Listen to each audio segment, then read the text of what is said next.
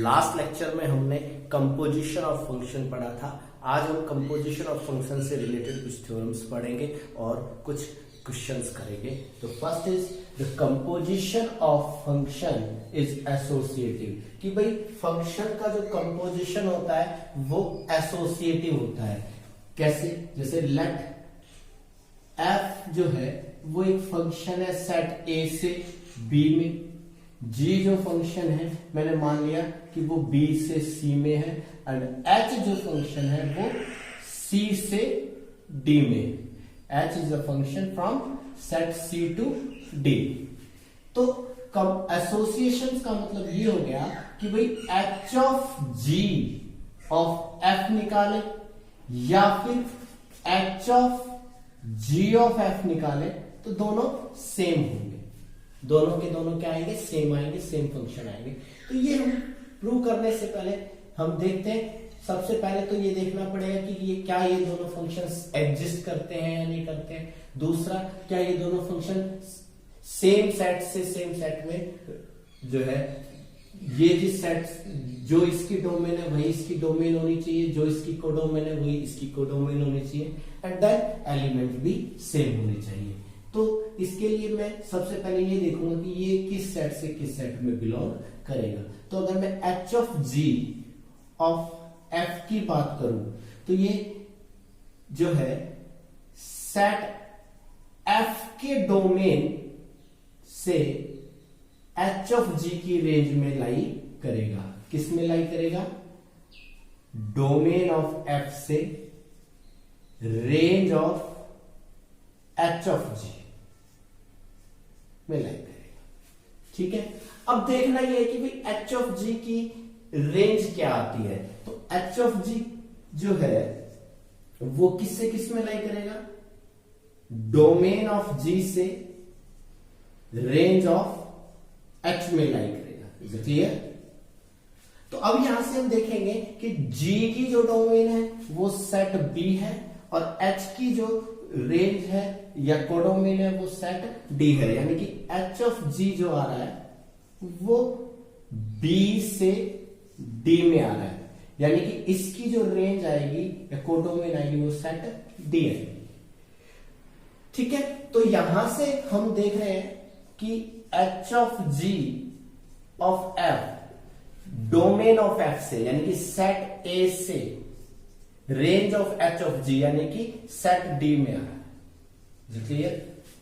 ठीक है, यानी कि ये जो फंक्शन है ये एग्जिस्ट कर रहा है और सेट ए से डी में आ रहा है। तो इसी तरह से अब हम देखते हैं कि भी H of G of F किस में आएगा। तो H of G of F, G of F की डोमेन से एच की रेंज में आएगा। किस में आएगा? जी ऑफ एफ की डोमेन से रेंज ऑफ एच में आएगा या कोडोमेन ऑफ एच में आएगा। तो जी ऑफ एफ की डोमेन वही होगी जो एफ की डोमेन होगी, और एफ की डोमेन क्या है? सेट ए। तो यानी कि ये किससे आएगा? सेट ए से रेंज ऑफ एच यानी कि सेट डी में आएगा। यानी कि ये फंक्शन भी H of G of F भी सेट ए से सेट डी में आएगा। तो कहने का मतलब ये हो गया कि ये दोनों के दोनों फंक्शंस एग्जिस्ट करते हैं और दोनों के दोनों फंक्शन सेट ए से बी में, सेट ए से डी में है। अब देखना यह है कि क्या दोनों से जो मेंबर्स हैं क्या वो भी सेम आते हैं या नहीं आते हैं। जैसे मान लीजिए मैं एफ में की जो डोमेन है उसमें कोई मेंबर एक्स मान लेता हूं और मैं देखता हूं कि भी एक्स की इमेज इससे जो आएगी क्या वही इससे भी आती है या नहीं आती। तो मैं मान लेता हूं लेट एक्स जो है वो सेट ए में है सच दैट एक्स की जो इमेज है वो वाई है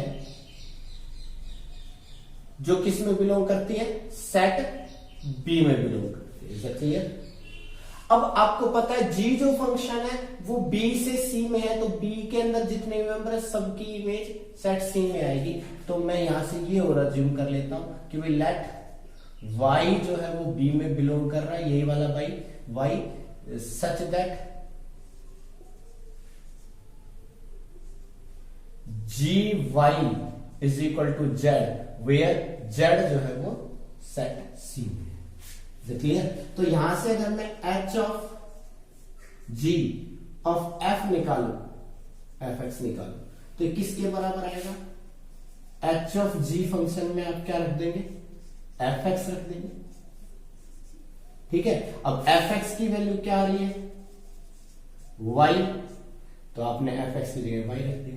अब ये H of G of Y बन गया, तो ये क्या बनेगा? एच फंक्शन में आप जी वाई रख देंगे।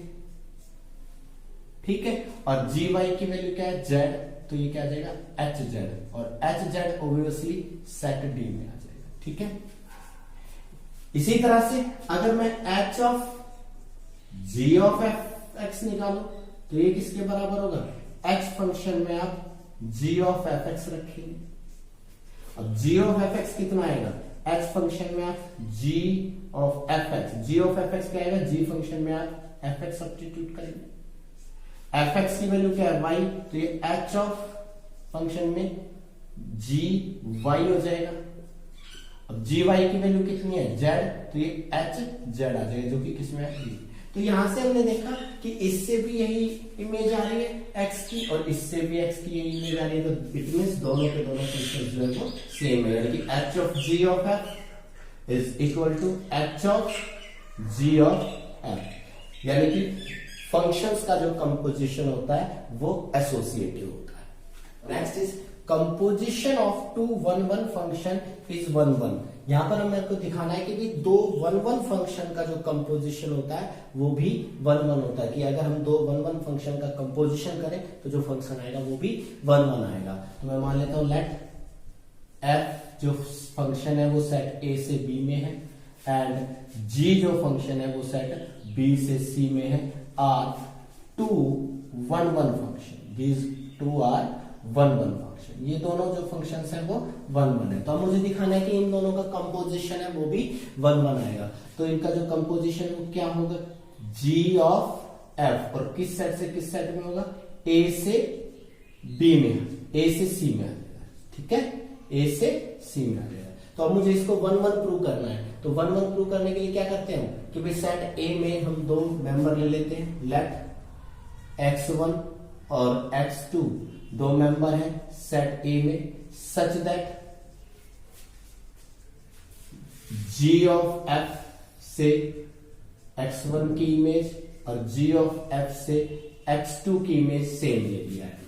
हमने दो मेंबर ले लिए सेट ए में जिनकी images G of F function से सेम है। तो अगर हम यहां से x1 बराबर x2 आ जाए तो प्रूव हो जाएगा कि ये वन वन फंक्शन है। तो हम क्या करेंगे इसमें? जी ऑफ एफ x1 का क्या मतलब होता है? जी फंक्शन में हम एफ x1 रख देंगे, और यहां जी फंक्शन में हम एफ ऑफ x2।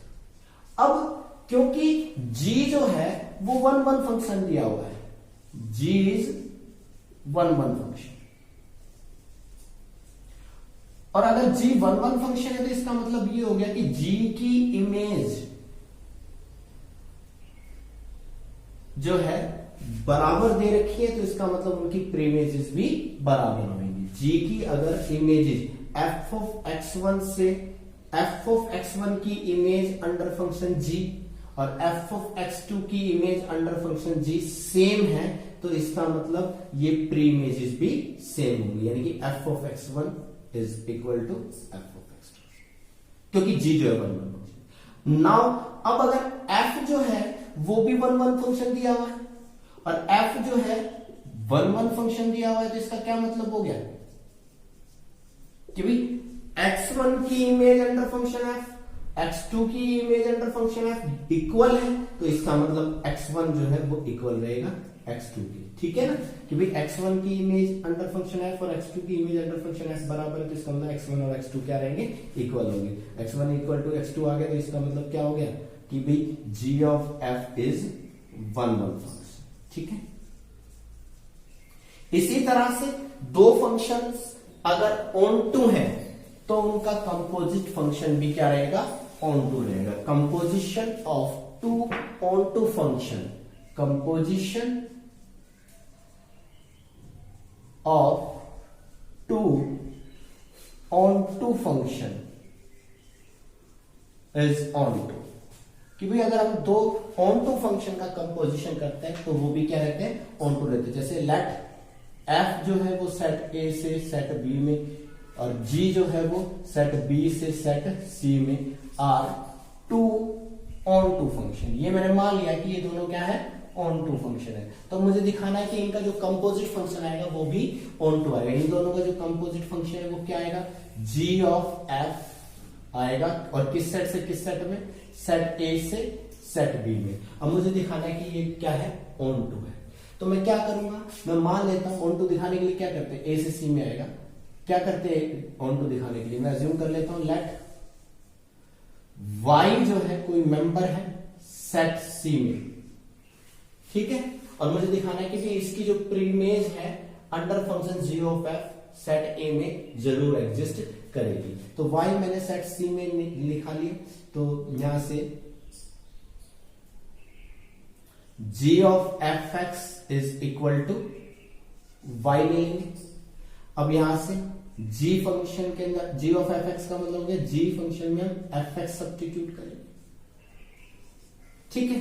अब g जो है वो एक ऑन टू फंक्शन दिया हुआ है। g अगर ऑन टू फंक्शन दिया हुआ है तो सेट सी में कोई भी मेंबर हम ले, सेट सी में हम कोई भी मेंबर ले तो उसकी इमेज अंडर फंक्शन g, उसकी preimage under function g set B में आएगी।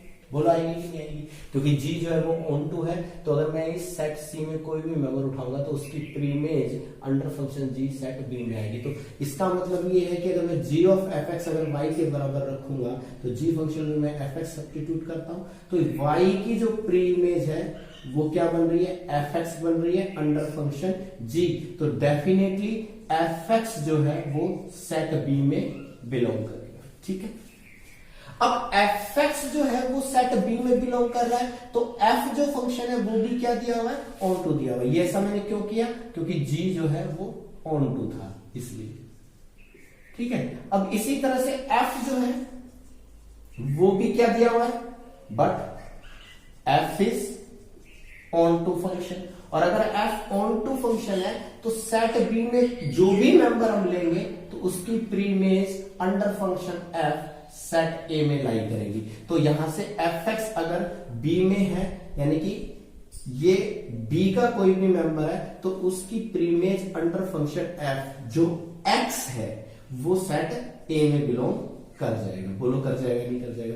तो यहां से अगर एफ एक्स कोई भी है बी के अंदर तो एक्स जो है वो सेट ए में आएगा। This shows that F is x जो है वो सेट ए में आ गया।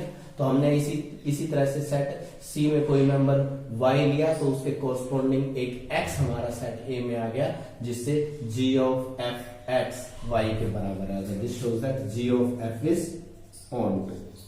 तो यहां से हमें पता चलता है कि अगर दो फंक्शन 1 1 है तो उनका कंपोजिशन भी 1 1 रहेगा। अगर दो फंक्शन ऑन टू है तो उनका कंपोजिशन भी ऑन टू रहेगा। और अब यहीं से हम ये भी समझ सकते हैं कि अगर दो फंक्शन बाइजेक्टिव है तो उनका कंपोजिशन भी बाइजेक्टिव रहेगा।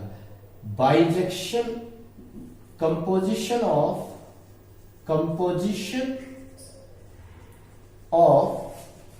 Bijective function is bijective. अब ये प्रूव करने की कोई जरूरत नहीं है क्योंकि हमने पढ़ लिया है कि अगर दो फंक्शन 1 1 है तो उनका कंपोजिशन 1 1, दो फंक्शन ऑन टू है तो उनका कंपोजिशन ऑन टू। तो अगर f एक बाइजेक्टिव है और g भी एक बाइजेक्टिव है, f a से b में बाइजेक्टिव है और g जो है वो b से c में बाइजेक्टिव है। बाइजेक्टिव का मतलब ये दोनों के दोनों 1 1 है, दोनों के दोनों ऑन टू है। तो जो इनका जो कंपोजिशन आएगा वो 1 1 भी होगा और ऑन टू भी होगा। क्यों, दोनों 1 1 है तो इनका कंपोजिशन 1 1, दोनों ऑन टू है तो इनका कंपोजिशन ऑन टू। तो अगर दो फंक्शन बाइजेक्टिव है तो उनका कंपोजिशन भी बाइजेक्टिव रहेगा। Next is if f is a function from set A to B and g be the functions from set B to A, be two functions such that g of f is equal to identity function in set A, then f is 1 1 and g is on 2। कि भाई अगर एक function f जो है वो set a से b में हो और g जो फंक्शन है वो सेट b से a में हो। देखिए f जो है वो a से b में और g जो है वो b से a में, और अगर इन दोनों का जो कंपोजिशन है g ऑफ f जो है वो कंपोजिशन है वो यदि आइडेंटिटी फंक्शन मतलब g ऑफ f से अगर मैं x की इमेज निकालूंगा तो x ही आएगी, y की इमेज निकालूंगा y की, यानी कि 1 की इमेज 1, 2 की इमेज 2, 3 की इमेज 2, ऐसे फंक्शन को आइडेंटिटी फंक्शन कहेंगे। तो ये जो है एक आइडेंटिटी फंक्शन हो तो जो f है, ये जो पीछे लिखा हुआ है ये जो f है वो तो क्या रहेगा 1 1 और g जो है वो क्या रहेगा ऑन। ठीक है, ये बात आप याद भी रखेंगे, अभी हम इसको प्रूव करेंगे। देखिए f जो फंक्शन है a से b में, g जो है b से a में, g of f is identity function. तो सबसे पहले हम f को 1 1 प्रूव करना चाहते हैं, तो f को 1 1 प्रूव करने के लिए हम क्या करेंगे कि मैं मान लूंगा कि लेट f को 1 1 प्रूव करना है तो लेट x1 और x2 दो मेंबर ले लिए मैंने सेट A में, ठीक है, सच दैट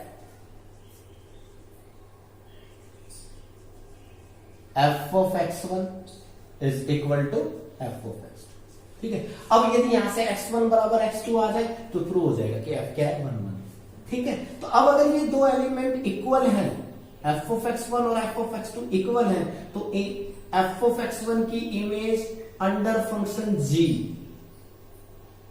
और f ऑफ x2 की image under function g same रहेगी, क्योंकि अगर ये दो एलिमेंट सेम हैं तो इनकी इमेजेस डेफिनेटली सेम रहेगी। ठीक है, तो अब ये क्या बन गया, ये बन गया g ऑफ f x1 और ये क्या बन गया g ऑफ f x2। अब g ऑफ f क्या दिया हुआ है, एक आइडेंटिटी फंक्शन दिया हुआ है, तो इसलिए g ऑफ f की इमेज, g ऑफ f से x1 की इमेज क्या आएगी x1 और g ऑफ f से x2 की इमेज क्या आएगी x2। तो यहां से हमने x1 और x2 दो मेंबर लिए सच दैट f ऑफ x1 और f ऑफ x2 बराबर है, तो x1 बराबर x2 आ गया। This shows that f is 1 1। ठीक है, अब मुझे g को ऑन टू दिखाना है। क्या दिखाना है, g को ऑन टू। f तो 1 1 दिखाना था, g को क्या दिखाना है ऑन टू। g फंक्शन जो है वो सेट b से a में है, तो मुझे दिखाना पड़ेगा कि a के अंदर जो भी मेंबर लो उसकी प्री इमेज b के अंदर आनी चाहिए। सेट a में मैं कोई भी मेंबर लो तो उसकी प्री इमेज सेट b में आनी चाहिए। तो मैं मान लेता हूं लेट x कोई भी मेंबर है सेट a का। ठीक है, तो अब मुझे पता है कि जो f फंक्शन है वो a से b में है, और अगर f फंक्शन a से b में है तो a के हर मेंबर की image under function f b में लाई करेगी। तो x की इमेज अंडर फंक्शन f जो है मैंने मान लिया कि y आती है, वो किस में बिलोंग करेगी, सेट b में बिलोंग करेगी। सर क्लियर भाई, f जो फंक्शन है वो a से b में है, इसका मतलब a के हर मेंबर की image under function f b में लाई करेगी। तो मैंने मान लिया कि भाई x अगर मैंने सेट a में लिया है तो x की image under function f y के बराबर है, जो कि इसमें बिलोंग करेगी y में बिलोंग करेगी। ठीक है, तो अब मैं यहां से g ऑफ fx निकालता हूं। ठीक है, g ऑफ fx क्या बनेगा, g फंक्शन में fx रखेंगे और fx जो है वो किसके बराबर आएगा, fx की वैल्यू क्या रहेगी y। अब जबकि g ऑफ f क्या है, आइडेंटिटी फंक्शन है, तो g ऑफ f से x की इमेज x ही आएगी, तो यानी कि किसके बराबर आना चाहिए, x के बराबर आना चाहिए। तो यहां से gy is equal to x आ गया, वेयर y जो है वो किस में बिलोंग कर रहा है, सेट b में बिलोंग कर रहा है। तो इस तरह से मैं कह सकता हूं कि मैं कोई भी मेंबर x सेट a में उठाऊंगा तो उसके कोरस्पॉन्डिंग y जो है वो सेट b में बिलोंग करेगा, such that gy is equal to x। gy is equal to x, यानी कि y की प्रीमेज x आ गई। तो यहां से ये पता चल गया कि g इज ऑन टू। ठीक है, ठीक है, तो अगर f a से b में g b से a में दो फंक्शन है, g ऑफ f अगर आइडेंटिटी फंक्शन है सेट a में तो f तो 1 1 रहेगा और g ऑन टू रहेगा। इसी के हिसाब से अगर मैं f ऑफ g निकालूं और f of g identity function आता है b में, क्योंकि f ऑफ g b से b में आएगा, एफ ऑफ जी निकालोगे तो वो बी से डी में आएगा। एफ ऑफ जी जो है वो अगर आइडेंटिटी फंक्शन आता है सेट बी में तो क्या होगा, भाई जो जी होगा वो तो 1 1 रहेगा सेम टू सेम उसी तरीके से, और जो एफ रहेगा वो क्या रहेगा, ऑन टू। ठीक है, जी जो है वो 1 1 और एफ जो है वो ऑन टू। ठीक है भाई, और अगर ये दोनों बातें हो, नेक्स्ट जो बात है वो यही है कि भाई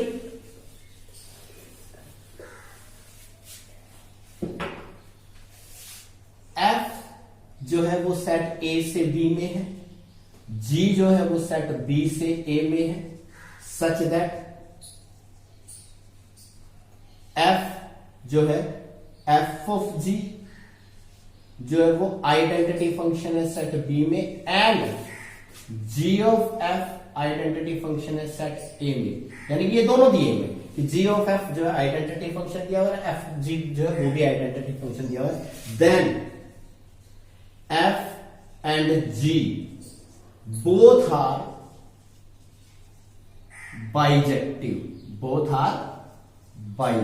तो दोनों के दोनों क्या रहेंगे, बाइजेक्टिव रहेंगे। इज इट क्लियर कि भाई क्योंकि एफ ऑफ जी अगर आइडेंटिटी है तो इसका मतलब जी 1 1 हो गया और एफ ऑफ 2 हो गया, तो जी 1 1 और एफ ऑफ 2 यहां से आ गया, और जी ऑफ एफ भी आइडेंटिटी दिया हो तो इसका मतलब एफ 1 1 हो गया और जी ऑन 2 हो गया, तो एफ का 1 1 यहां से मिल गया और एफ का ऑन 2 यहां से मिल गया, जी का 1 1 यहां से मिल गया और जी का ऑन 2 यहां से मिल गया, यानी कि एफ और जी दोनों के दोनों 1 1 भी है और जो है ऑन 2 भी है।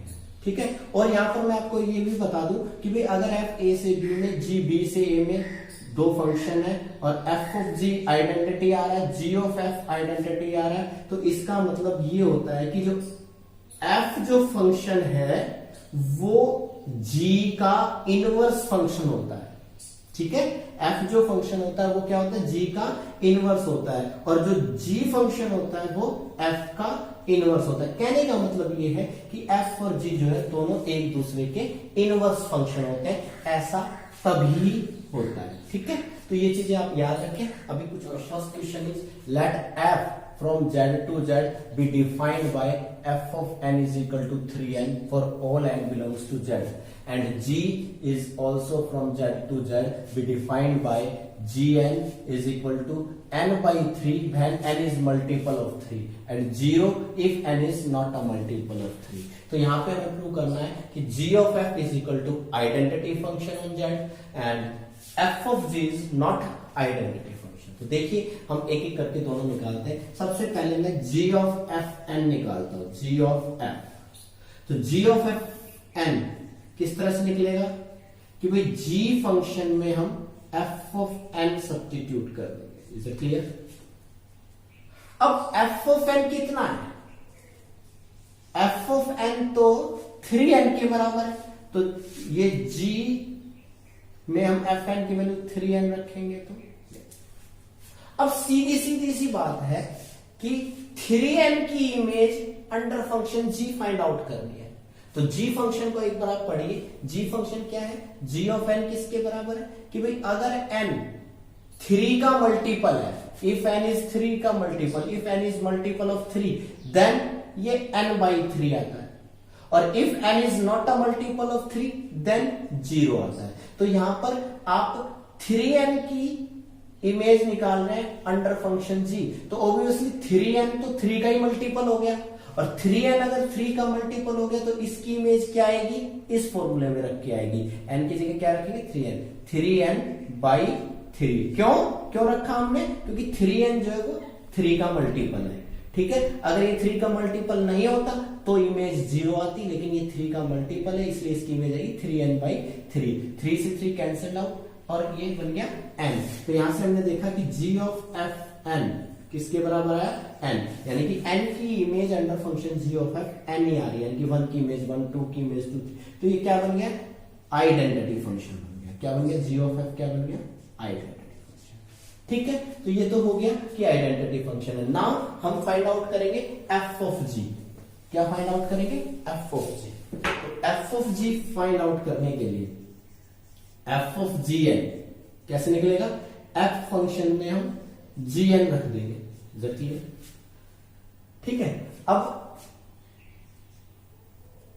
फंक्शन क्या है 3n, यानी कि n की image under function f 3n आ रही है, n की image under function f 3n आ रही है। तो इसी तरीके से gn की image under function f, gn की इमेज अंडर फंक्शन f क्या आएगी 3gn।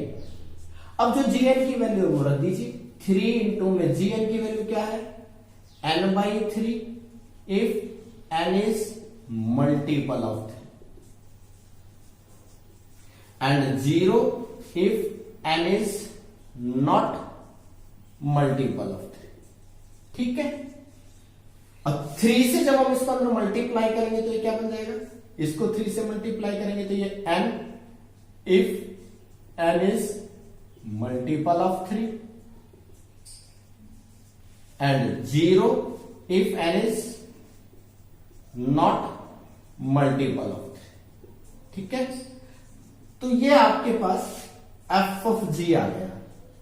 तो f ऑफ gn की इमेज क्या आई n आई, लेकिन कब, जब n 3 का मल्टीपल है, और f ऑफ gn की वैल्यू 0 आएगी कब, जब n 3 का मल्टीपल नहीं है। तो कहने का मतलब है कि 1 की इमेज निकालेंगे इस फंक्शन से तो 0 आएगी, 2 की इमेज निकालेंगे 0 आएगी, 3 की इमेज 3 आएगी, फिर 4 की इमेज 0, 5 की इमेज 0, 6 की इमेज 6, 7 की इमेज 0, 8 की इमेज 0, 9 की इमेज 9। तो ये यहां से आइडेंटिटी फंक्शन नहीं बना, क्योंकि आइडेंटिटी फंक्शन में तो हर मेंबर की इमेज वो खुद ही होना चाहिए। तो यहां से f ऑफ g जो है is not identity. Next question is if f of x is equal to e raise the power x and g of x is equal to log x when x is greater than 0, find g of f and f of g and is domain g of f is equal to domain f of g।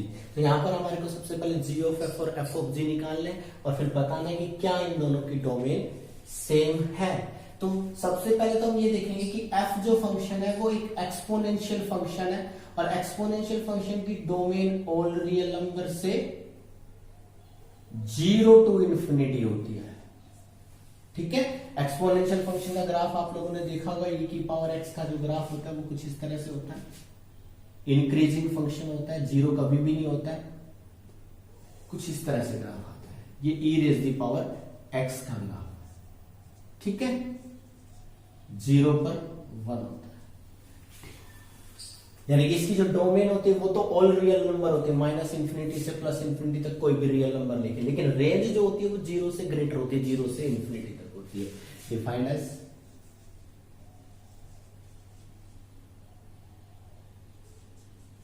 e raise the power x।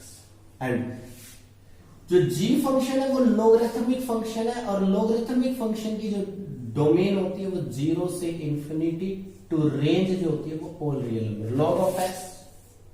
अब ये log of x दे रखा है, base show नहीं है, तो इसका मतलब ये नेचुरल log ऑफ x है, यानी कि इसका जो बेस है वो e है। तो कुछ इस तरह का जो ग्राफ होता है वो log ऑफ x का ग्राफ बनता है।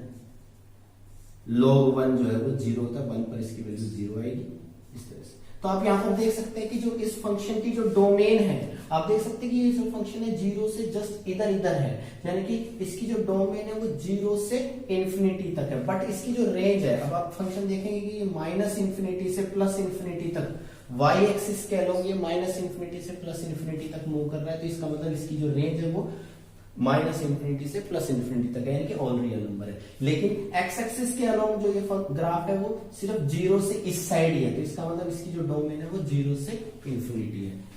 तो ये इसकी डोमेन और रेंज आ गई है।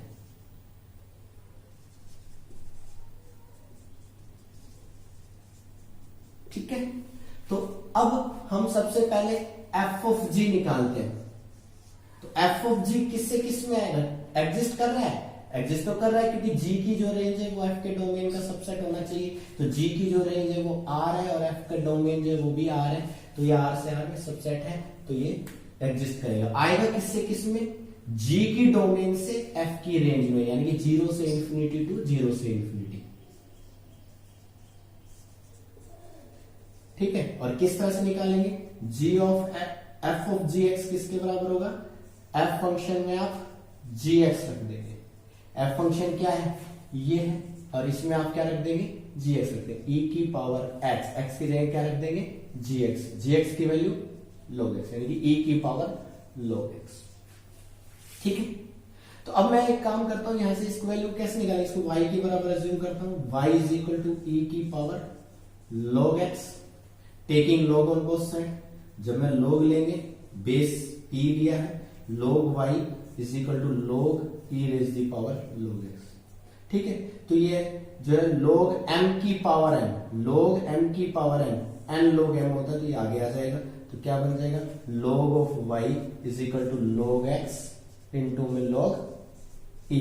log e क्या होता है, 1 होगा, तो log y is equal to log of x, log से log कैंसिल हो जाएगा क्योंकि ये 1 है, तो y is equal to x। ठीक है, तो कहने का मतलब ये है कि जो y की वैल्यू आई, जिसको कि मैं y मान के चल रहा था, वो x के बराबर ही आया है। इसका मतलब ये हो गया कि g of f of G X जो है वो x के बराबर ही आ रहा है, यानी कि ये एक आइडेंटिटी फंक्शन आ रहा है, f ऑफ g क्या आ रहा है, आइडेंटिटी फंक्शन आ रहा है, किसमें, g की डोमेन में। g की डोमेन का मतलब 0 से इंफिनिटी में एक आइडेंटिटी फंक्शन आ रहा है। ठीक है, वहीं अगर मैं g ऑफ f निकालू, ये तो मैंने f ऑफ g निकाला है, g ऑफ f निकालू, तो g ऑफ f कैसे निकलेगा, f की रेंज से g की डोमेन, f की रेंज अगर g के डोमेन का सबसेट हो तभी एग्जिस्ट करेगा। तो f की रेंज है 0 से इंफिनिटी, g का डोमेन 0 से इंफिनिटी सबसेट है, तो एग्जिस्ट करेगा। और आएगा किससे, किसमें, f की डोमेन से g की रेंज में, यानी कि r से r में। डिफाइन कैसे होगा, g फंक्शन में आप fx रख देंगे, g फंक्शन क्या है, ये है, इसमें आप fx रख देंगे, log fx की value e raise the power x, x आगे आ जाएगा, तो ये क्या बन जाएगा, x log e, log e क्या हो जाएगा 1, क्योंकि बेस क्या है यहाँ पर e है, तो ये हो जाएगा x। तो यहां से हमने देखा कि g ऑफ f भी से भी x की इमेज क्या है, x, यानी कि g ऑफ f भी क्या बन गया, एक आइडेंटिटी फंक्शन बन गया, लेकिन ये आइडेंटिटी फंक्शन किस में बना, r में। ठीक है, तो हमने देखा कि भाई f ऑफ g आ रहा था, से भी x की इमेज x आ रही थी, g ऑफ f से भी x की इमेज x ही आ रही थी, तो इसका मतलब ये नहीं है कि ये दोनों फंक्शन सेम है। क्यों, क्योंकि ये तो आइडेंटिटी फंक्शन किस में आया था, 0 से इंफिनिटी में, और ये आइडेंटिटी फंक्शन किस में आया, r में आया है। तो जो है दोनों की जो डोमेन है वो अलग अलग है। ठीक है, यहाँ पर जो domain of g of f आई है वो तो आई है ऑल रियल नंबर, और domain of f of g आया है वो 0 से इंफिनिटी, यानी कि पॉजिटिव रियल नंबर। तो दोनों के डोमेन अलग अलग है, इट मींस दोनों फंक्शन अलग अलग है। ठीक है, हाँ, मैंने भी थ्योरम में आपको बताया था कि अगर एक फंक्शन a से b में और दूसरा फंक्शन b से a में हो, और दोनों ही कंपोजिशन आइडेंटिटी फंक्शन बने, यानी कि f ऑफ g भी आइडेंटिटी बने, g ऑफ f भी आइडेंटिटी बने, तो इसका मतलब वो दोनों एक दूसरे के इनवर्स फंक्शन होते हैं। तो यहां से हमने देखा कि f ऑफ g भी एक आइडेंटिटी फंक्शन है और g ऑफ f भी एक आइडेंटिटी फंक्शन है। तो इसका मतलब क्या हुआ, ये दोनों फंक्शन एक दूसरे के इनवर्स फंक्शन है, e की पावर x और log x जो है वो एक दूसरे के inverse function. Next question is let f from z to z be defined by fx is equal to x plus 1. Then find z to z such that g of f is equal to iz.